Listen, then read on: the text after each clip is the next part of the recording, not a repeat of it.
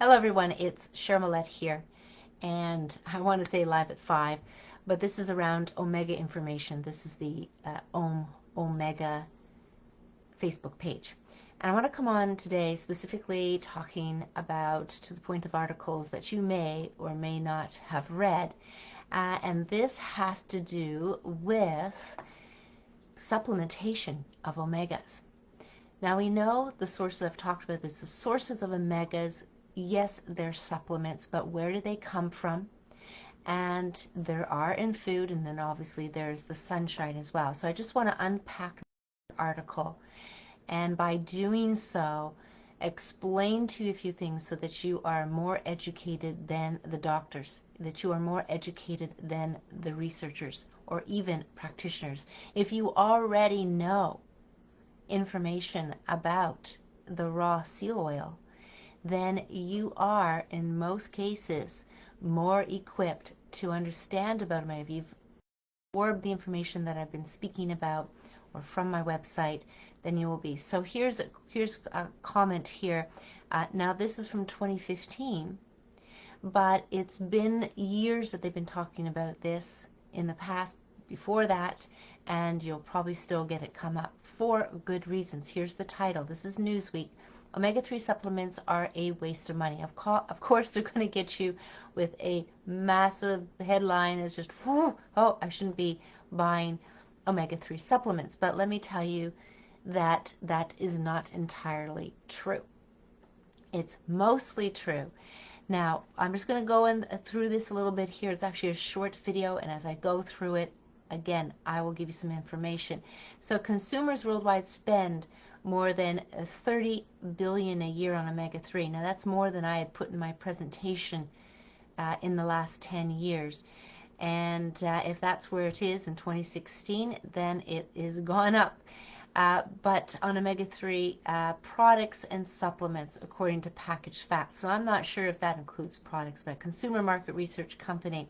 And a survey of 10,000 frequent supplement users conducted by consumerled.com, fish oil pills, fish oils high in omega-3 acids, were the most frequently bought supplement product. Now that I know from other research and other survey companies and other market research companies, that's what they've been saying. Omega-3 has a lot of shelf space. However, these days we have a lot of different products coming to the market. Even the antioxidant products have been very big, but even now collagen, like some of the newer ones as well, and keto and all those kind of things have come in. Now the human body isn't equipped to produce these good fats. That's why they call them essential fatty acids. And there's particularly two, no, not just omega-3 as they talked about here, but omega-6 and omega-3 are actually both, they're both essential for the body. According to the research back almost 100 years ago, they determined that to be so. And actually I've read the research, and it makes a lot of sense as to how the research went. And that's a whole other conversation. But let's say, so these are essential fats, and they're said to be essential to our health on its own. And they will, these fatty acids will produce other fats that are required, fats being a macronutrient alongside protein and carbs. So that is a great marketing hook for companies that push these supplements. As makes sense, right? Based on the scant research that suggests omega-3s can help boost brain health. Now, when we talk about here the marketing hook, this has been used in foods as well. Omega-3s on eggs packaging, and once upon a time they were putting a lot of vegetable seed oil products as well, cereal, that kind of thing, even salad dressing oil, like certain things like that were saying omega-3. And eventually it came off because it was the cheapest and unhealthy form of these essential fatty acids, be it they were highly processed.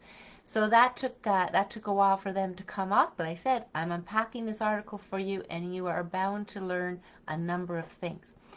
Okay, but new research from the National Institutes of Health finds daily omega-3 supplements don't slow cognitive decline. That might be true.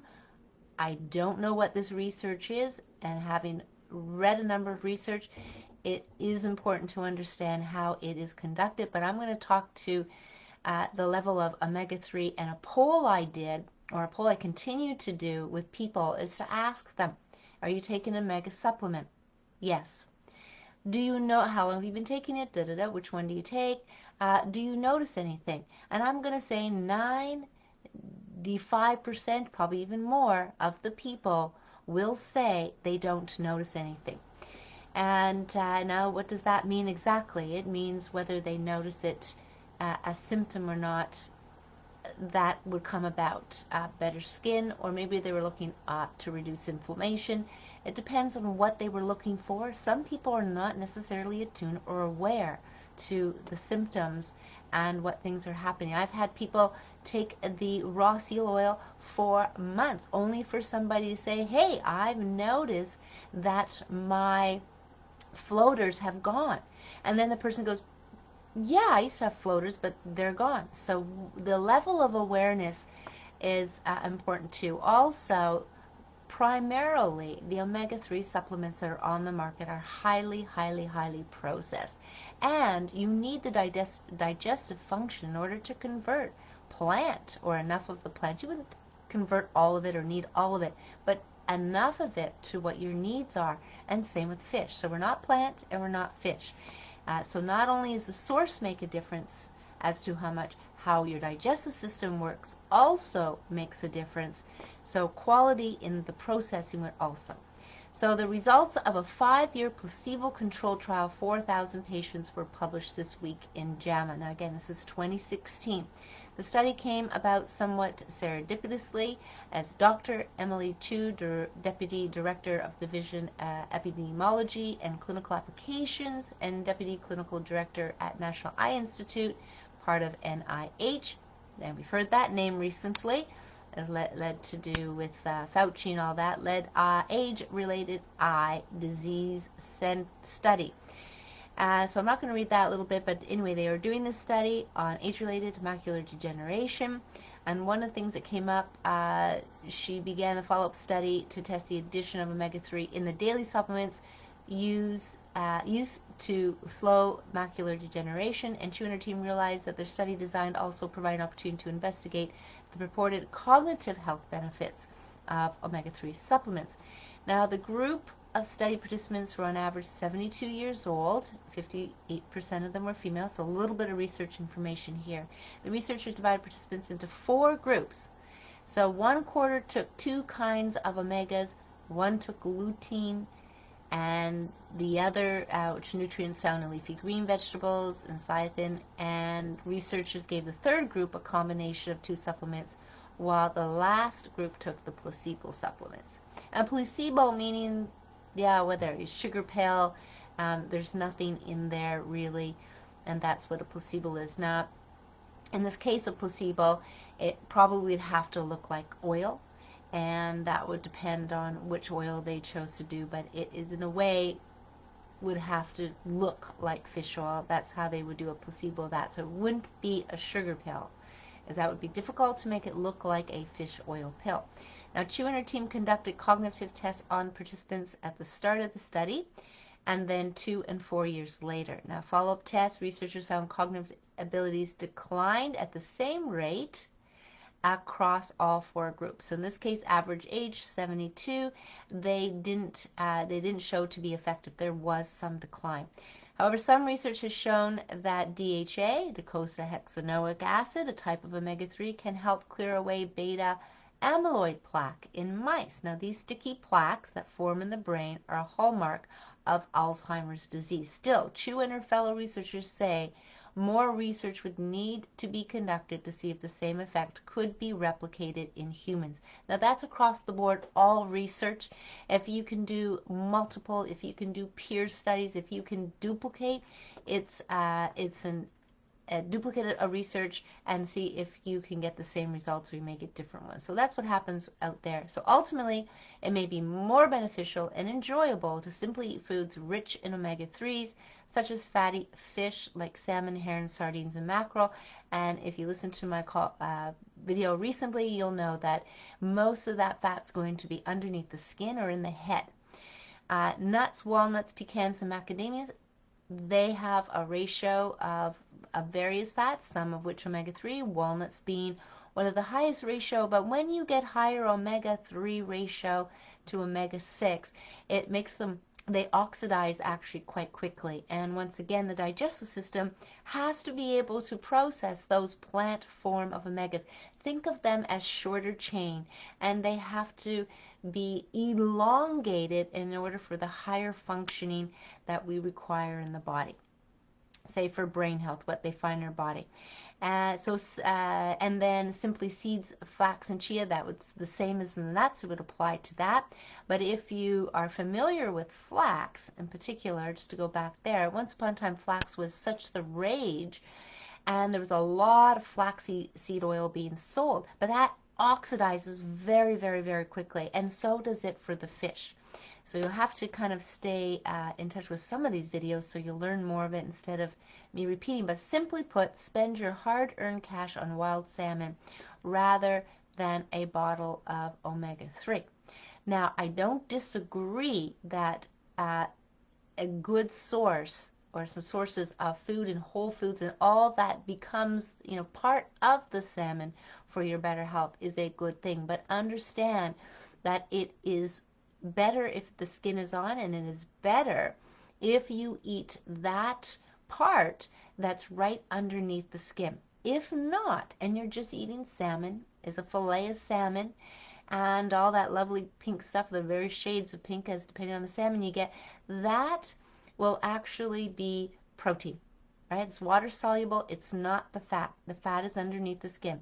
And also be aware that it oxidizes quite quickly with heat, and that's why it's nice to low cook or even slow cook or even no cook. But see, you won't see this fat on the sashimi. So if you, just to make a little bit more sense of it for you, is if you purchase sashimi, which is the raw fish you get in Japanese, sushi, then you'll notice that there is no fat on there.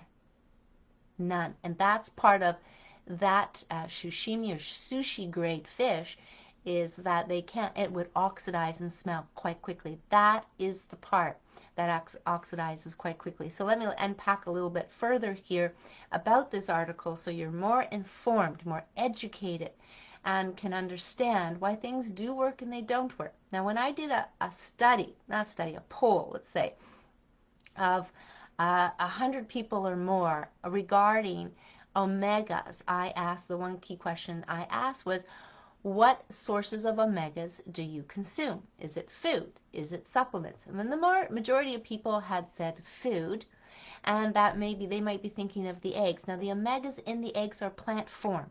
Okay, they're plant form omega, short chain omega, which have to be elongated. Okay, and if it's plant, and again I just spoke about the fish, and we do have a minute amount of, again, in fat. Remember, omegas are fat, so they're going to be found in the fat of an animal. In wild animals on their natural diet, or animals on their natural diet, will have some, but these land mammals that exist have primarily more saturated fat. Right? You understand that from just seeing them and how it is solid. Right? So they have more saturated fat, be it the cold, be it whatever it is. In the aquatic mammals, as I will call them, as let's say seal mammals, they have to have fluidity. You can imagine they go down into the ocean, and they're in the cold of the ocean. Maybe they can go, I've heard that they can go down thousands of feet, but if they go down, it's cold. They can't have saturated fat as their blubber. That wouldn't work very well. So in order for them to have their health and their fluidity, and the inflammation, to reduce inflammation, which would not be good for them, and to be inflamed by something, so they have a balance of 1-to-1 ratio of omega-6 to omega-3, and we're talking aquatic mammal here. And that is the balance that we find most useful, because omega-6 does one thing. It's very helpful in bringing and supporting an inflammatory response, which is what you'd get if you had toxins or an injury or an infection. You want that. But most of what people are consuming today are the omega 6s and 3s that have been oxidized in the foods. I'll just mention something that I put into my book, All Guts, All Glory, was the fact that walnut oil in the study, and I put it in the book, they have an expiry date similar to other oils. Meanwhile, it's oxidizes way before then. Way before then. So let's get back to supplements here in the sense of understanding it better. So a number of people said they prefer to get it from their food, and I will say absolutely. Now, when it comes to supplements, that is tricky. There's only one in the world I will take, and that is the raw mammal oil, right? With a balance. It's primarily essential fatty acids, so it's liquid at room temperature, even liquid in the fridge. And so it has a balance of a 1-to-1 omega-6 to omega-3, which is very, very important. And it's raw. These are some things that need to be about a supplement. Now, I would probably take, as I have some properly oiled, there's certain companies like Activation Products, they have certain oils that are pressed. Now, we're not talking centrifugal, or we're not talking cold pressed olive oils where it goes through a different, we're talking pressed, like truly, truly pressed. And that's going to be, that's going to be an important thing when it comes to the quality of oils. Very, very key when we talk about the quality of oils. So when I read these articles, I agree with them only if a person has a digestive dysfunctioning, as most people do, whether they're going through cancer, they have diabetes, or they have chronic inflammation and they need therapeutic dosing. It may not be enough that they're getting through their food because of the digestive system dysfunctioning, because of the pain they're in, the stress they're in. So a raw mammal oil, similar to a source which is breast milk. This is for people who are breastfeeding. If you have levels of good levels of omega-3, this goes through to the baby, especially in the third trimester, to support the nerve growth, which is the brain growth and the whole nervous system, especially in the third trimester when the baby is wrapping up everything to be independent to come out into this world. Hugely important that the mother to have them and to be able to give to the baby, but also keep some themselves, because this is where postpartum depression comes in. Foggy brain, the energy things, depression, whatever things we can think of. And I've had a client in my office and gave her some because she was going through that. And I said, are you open to be putting, would you want to try this? Put this, I'm going to give you about a teaspoon, put it under your mouth, just hold it. And I'm going to have a conversation about some of the things I needed to speak to her about. So it was perfect timing. I was doing all the talking, and she could hold it under her tongue, just made that happen. And she felt immediately different, within 5 minutes, immediately different. So it matters the quality, it matters the source, it matters how our body is working, and it matters where we are in our health at the time. So those 4 things make a difference to how you are going to be benefiting, and the amount, of course, therapeutic is going to be different for everybody. But I love therapeutic because therapeutic brings people sooner to where they need to be, especially when it comes to nutrient deficiency. It doesn't mean so in detoxing and cleansing, sometimes too fast, too quick, you're going to have the side effects. But when it comes to key essential nutrients in the body, then as simple as an omega or a macronutrient, that can make a huge difference and just come into the body and fill all the different places it needs it, and things start to turn on, right? Because when I first took the oil, and I was just wanting to try it because of my conversation with the biochemist, and I had not learned it as a practitioner, and it sounded very interesting, and because it was raw is the only reason why I tried it. But the very first day I noticed something turn on in my brain. What I express it usually, if you read my story, is I just felt taller, but I could tell that the fogginess left, and I never knew I was foggy, to tell you the truth, before. Not that, I don't care to admit it, but the idea is sometimes we don't really know. So at a level of therapeutic, and people have inflammation, chronic inflammation, and their digestive system isn't working due to their pain, due to their stress. And chronic inflammation, you can look at that as a component in all diseases. So whether you have MS, whether you have arthritis, all these itises that come up, colitis, arthritis, colonitis, esophagitis, hepatitis, all of these things are chronic inflammation. There's acute inflammation, which may be from an infection or from an injury, but we usually come away from it. So chronic just means that you have it ongoing. It's not going away, but you need to have the system, your body needs to be nourished and working to the level it does. So to put that in. But as soon as you put in medical drugs, as soon as you're not dealing with the root cause, and that's so important to note that those medicines, when you stop a headache, those aspirins, they're not getting to the root cause, right? They're not getting to the root cause when you take a headache pill. And this is important when we're dealing with chronic inflammation. All these anti-inflammatories, all they're doing is coming in and removing the inflammation, or let's say blocking you from feeling the pain. That's it. Doesn't get to the root cause.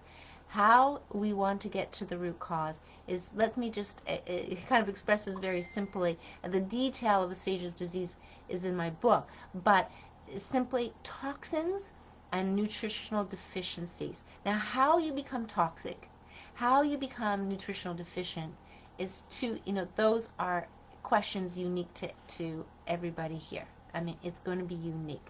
But back to supplementation and back to getting your omegas in the right balance is not that complicated on one hand, but you have to understand and get certain amount of information and education on the topic to really understand.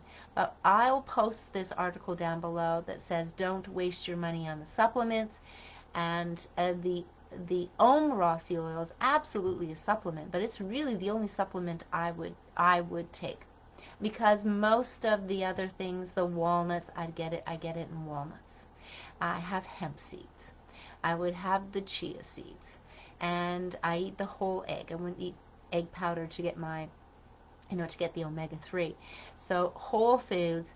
And if I have to say, really all that is in the small bottle, and why it's called a nutraceutical, is because people wouldn't buy a slab of seal blubber at the store. Quite frankly, it's not convenient for you, to tell you the truth. I've thought about that. I've talked to the president about that. But trust me, you ain't going to eat it raw. But when you take an oil, and through a very simple process, through screening, whatever, and you're able to break the oil into a consistency that is easy for you to hold under your tongue and take, and add some natural lemon oil, then you're good. And that's why it has to be a supplement. But it doesn't fall into the category of the supplements that exist out there, where they're refined, they're processed, they're molecularly distilled, all those words that they use in the supplementation. And I come from food processing, and it tuned into me, just to carry on, but just to wrap this up too, that fish oil came about around the same time. Now, we know it was out before, it was called liver oil, but I'm talking fish oil as they sell it today. Came out at around the same time that the Mediterranean diet was taking off. Eat fish twice a week. And that eat fish twice a week actually created a lot of waste from the fish, but they were having waste before. And what they used fish oil as well is in heating oil lamps. They did for the blubber too of whales and seals. It was a great fuel oil, but it is also nutrition. It's also nutrition. So particularly the the reason why I've been with it for 12 years plus is because essentially it is a whole food. It just has to be sold as a supplement, because like I said, you're not going to be buying pieces of seal blubber in the store and eating them raw. You don't have the taste buds for it. Majority don't. Do the Inuit people? Yes. They do. They're used to eating fermented meat. Fermented, I mean, it's great stories. People on this planet of that, like of indigenous people, understand about the gut more than we do. Anyway, I'm going to leave it there. Otherwise, could go on and talk and talk. I want to encourage anybody to and everybody to ask questions. If you have questions, send me a message if you want to private message me instead. But explore it. Explore it. And stay tuned because the next video I'm going to do, there was a question that came up around what if I don't have my gallbladder. So stay tuned. Sometime this week I'm going to come on and I'm going to record that so that if you have questions about it, if you know other people who have in the past not or had problems with fish oil because of the quality of it, they may be okay with the raw seal oil. Anyway, stay tuned for that. So thank you for joining me, Cheryl Millett. I'm a holistic practitioner and here to help, and primarily here to help through passing along information and education, and here to answer your questions. So take care. Enjoy the rest of your day and or evening, and we'll talk to you soon. Bye for now.